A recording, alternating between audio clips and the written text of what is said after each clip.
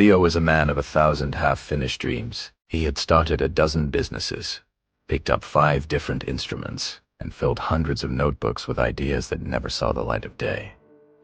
He wasn't lazy, he was just distracted. His mind was like a butterfly, constantly fluttering from one bright flower to the next, never staying long enough to drink the nectar. One day, feeling the weight of his failures and the hollow silence of his empty apartment, Leo decided he couldn't live like this anymore. He had heard of an old master who lived on the highest peak of a silent mountain, a man who had mastered the art of the mind. The journey up the mountain was grueling, but Leo's desperation fueled his legs.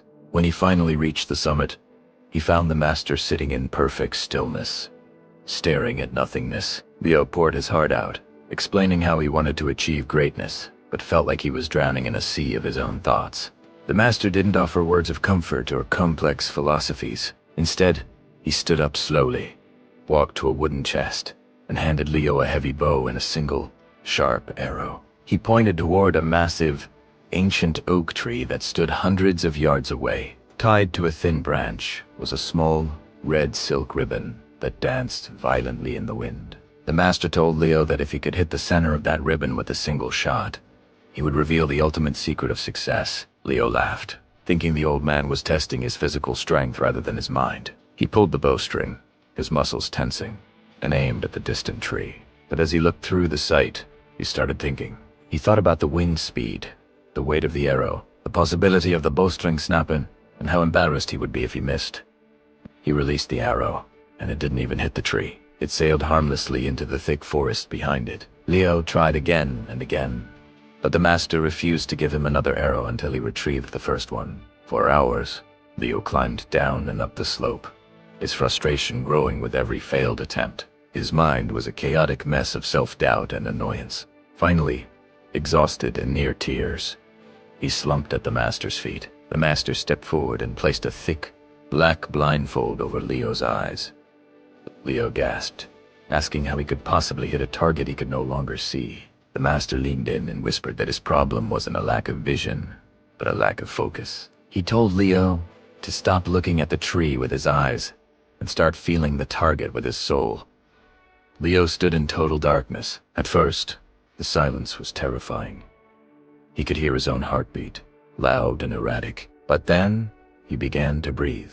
He stopped listening to the rustle of the leaves. He stopped feeling the biting cold of the mountain air. He narrowed his entire existence down to the memory of that red ribbon. The world around him began to fade away until there was nothing left but the tension in his arms and the mental image of the target. He pulled the bowstring back until his chest felt like it would burst.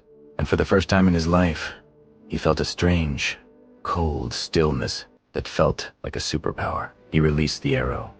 There was a sharp, definitive thud that echoed across the peak. Leo pulled off the blindfold, and his jaw dropped. The arrow was trembling exactly in the center of the red ribbon. He turned to the master, trembling with a mix of shock and joy, asking how it was possible to achieve perfection while being blind. The master smiled a knowing smile and told him that most people fail not because they lack talent, but because they are looking at too many things at once. He explained that a person who chases 2 rabbits catches neither, and a man who looks at 1,000 things sees nothing at all. Leo finally understood that his scattered mind was the only thing standing between him and his destiny. He realized that focus was not about working harder, but about eliminating everything that didn't matter. He left the mountain that day, but he didn't go back to his old notebooks. He chose one single path and poured every ounce of his energy into it. He stopped checking the news, stopped listening to the critics, and stopped chasing every new trend. He became a master of his craft, building an empire that was known across the world for its precision and excellence.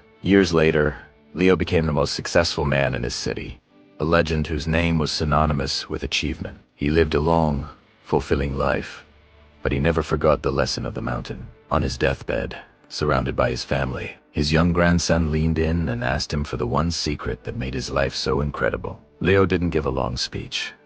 He pointed to an old, framed red ribbon that hung on the wall, the only decoration in his room. He told his grandson that the secret was to make sure that when you aim at something, the rest of the world ceases to exist. Leo closed his eyes for the last time, a smile of peace on his face. As the room fell silent, his grandson went to touch the red ribbon, curious about the artifact his grandfather cherished so much. He noticed a small piece of parchment tucked behind the frame and pulled it out. It was a note written in the old master's handwriting. The note revealed a shocking truth.